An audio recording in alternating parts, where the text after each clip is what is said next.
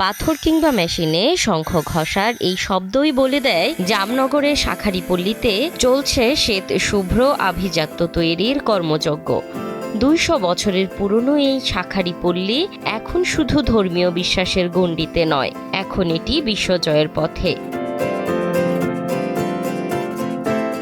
এই গল্পের শুরুটা আজ থেকে কয়েকশো বছর আগের।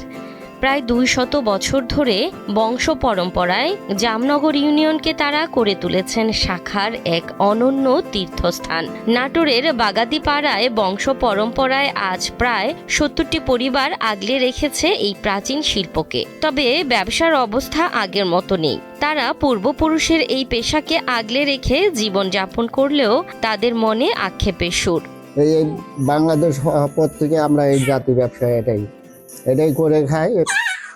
সব দেশে যাই, যা ব্যবসা করে নিয়ে আসি, ছেলে মেয়ের সঙ্গে করে কিন্তু আমাদের জমি নেই, আমাদের কিছুই দেয় না, সরকার থেকে কোনো কিছুই দেয় না, আজও পাইনি। 1 কেজি চিনিও দেয় না, 1 কেজি তেলও দেয় না, আমাদের বর্তমান কোনো সরকারই দেয়নি। এই বাংলাদেশ সভাপতি থেকে অনেক চেষ্টা করছি, দেয় না। আমরা এই ব্যবসা করে চলি, এরই পরে আমরা পূর্বস্থা করে আসি, বাপ ঠাকুরদা করে যাচ্ছে, আমরা করে আসি। এখন ইন্ডিয়া থেকে যে ইনপোর্টে মাল আসে সাইডে আমার এরকম ওরকম দিনকাল চলে, এই পর্যন্ত আমরা করি। একটি আস্ত শঙ্খ থেকে হাত ভর্তি শাখা হয়ে ওঠার পথটি বেশ বন্ধুর। ভাঙা, কাটা, ঘষা মাজা, নকশা আর পলিশ, এই 5 ধাপ পেরিয়ে তবেই আসে কাঙ্ক্ষিত উজ্জ্বলতা। সোনার শাখা থেকে শুরু করে কড়ি বা পাথর শাখা, নকশার উপর ভিত্তি করে এসবের দাম 200 থেকে 3000 টাকা পর্যন্ত। শঙ্খ আছে, শাখা আছে, ঠিক আছে। এটা কর্ম করে খাই, বা এটা একটা এমন একটা বিষয় যে গোটা বাংলাদেশ বা গোটা বিশ্বের মধ্যে একটা হিন্দু জাতির জন্য এটা একটা প্রযোজ্য। জামনগরের এই শিল্পের প্রাণশক্তি হলো এখানকার নারীরা। গৃহস্থালী কাজের ফাঁকে শাখা তৈরি কাজে সময় পার করছেন এখানকার নারীরাও। আমার স্বামী বিভিন্ন ধরনের শাখায় ডিজাইন করে থাকে। আমি গৃহস্থলী কাজের পাশাপাশি এবং বাচ্চা কাচ্চা সংসার সামলানোর পাশাপাশি শাখা ছিদ্র করা, ডিল বিট করা এবং অন্যান্য কাজে সাহায্য করে থাকি।